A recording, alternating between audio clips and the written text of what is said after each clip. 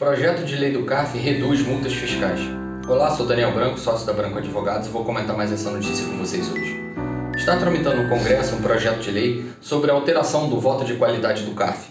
Nos anos passados, houve uma alteração legislativa em que o voto de qualidade do CARF passaria a ser sempre em favor do contribuinte. Quando é que esse voto de qualidade acontece? Bom, pela composição das câmaras, o número de representantes da Fazenda e dos contribuintes são iguais.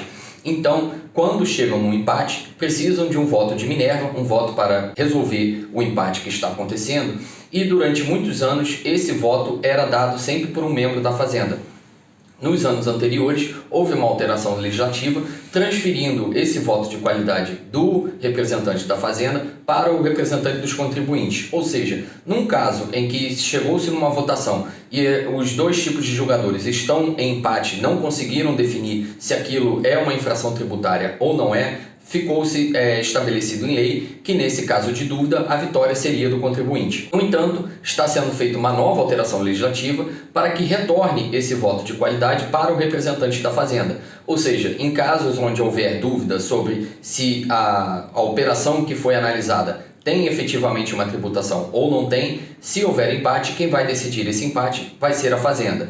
E, como diversos estudos já apontaram, mais de 95% das vezes o voto de desempate da Fazenda sempre é a favor da Fazenda, nunca a favor do contribuinte. Só que uma outra questão que surge disso geralmente na análise dessas operações, os fiscais sempre entendem que houve fraude, dolo ou simulação, transformando a multa, que normalmente é uma multa de ofício de 75%, para uma multa de 150%. A questão é que a multa qualificada é sempre aplicada quando é identificada uma fraude, um dolo ou uma simulação na operação de forma a esconder o tributo que é devido.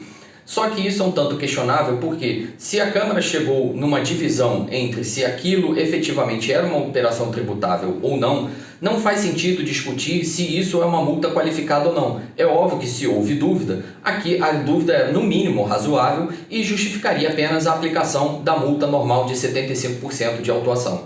No entanto, junto dessas discussões, junto desses autos de infrações, os fiscais sempre aumentam a multa dizendo que houve fraude, dolo e simulação, aumentando a multa de 75% para 150%. Nesse projeto de lei que está revendo o voto de qualidade e transferindo de novo para a Fazenda, há uma previsão de reduzir essa multa de 150% para 100% em todos os casos que foi identificado fraude, dolo ou simulação.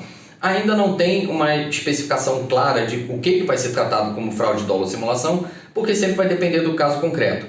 Mas, de forma a tentar equilibrar até essa situação de disparidade entre Fazenda e contribuinte, como o voto de qualidade está voltando para a Fazenda, o projeto de lei está revendo as multas que são aplicáveis aos casos que são autuados, porque foi-se identificado também que muitos estados, ou até mesmo a União, têm utilizado muito das multas como instrumento arrecadatório ao invés de utilizar somente dos tributos.